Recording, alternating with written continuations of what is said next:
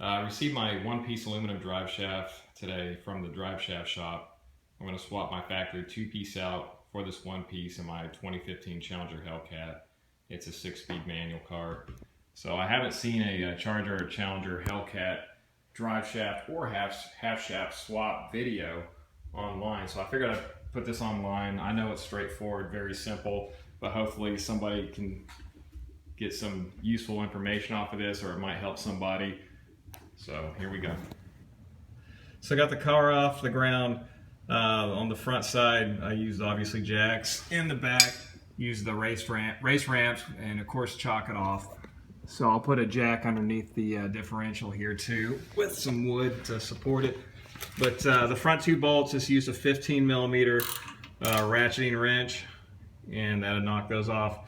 And then the back is held on by these little rubber hangers, and I'll move my way back there and get some video. So we need to disconnect these electronic valves for the exhaust. So pretty simple. It's just got a little press, a little tab up here you press in, and I'm trying to do this one-handed, and then it just pops out just like that. All right, so removing the exhaust hangers, just get a 13mm ratcheting wrench, take out the bolt here. Once that's removed, then you'll put a little pressure lifting the exhaust. I can do this and record at the same time. So then that frees that bracket up, and then it just comes out, pops out, and yeah, and the exhaust will freely come down. And then for the final brackets at the very end where the exhaust tips are, just take a 13mm socket with an extension and knock those off, and then your exhaust will come off. So dropping the exhaust by yourself, one-man crew, can be a pain, but it can be done with multiple jacks. I just supported the front of the exhaust and then came around the back. Obviously loosen up these crimps here. Lube it up really good with WD, whatever lubricant you can get in there, and then come around the back, support it with your own body, and just kind of start tugging and rocking back and forth, and it will eventually pop out, and it won't slam on the ground because you'll have the back supported obviously by yourself with the jacks, with the jack supporting the front side. So to remove the factory two-piece, you're going to need a T50 socket, a breaker bar or impact if you've got one.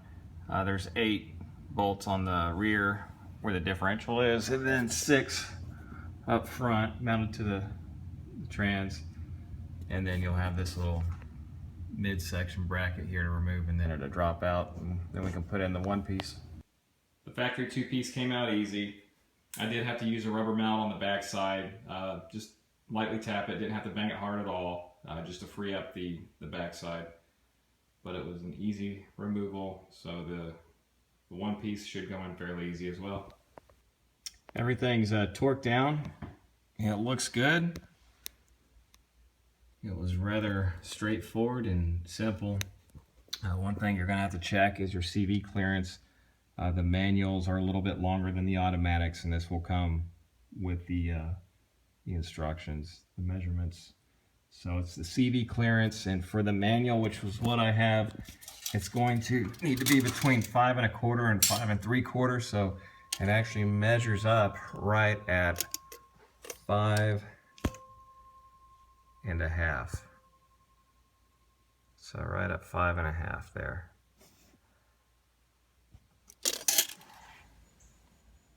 Put the exhaust back on, went for a test drive. Everything seems to be fine. Got it up to highway speeds, no bad vibrations or anything. Jumped on it, so it all held together exactly what it's supposed to do. So now I can take it to the track, slap on these slicks, and have no fear that I'm going to be that guy left at the track with a snap two-piece. But fairly easy install, very straightforward. If you got some time on your hands, you don't mind crawling around on your back, I say go for it.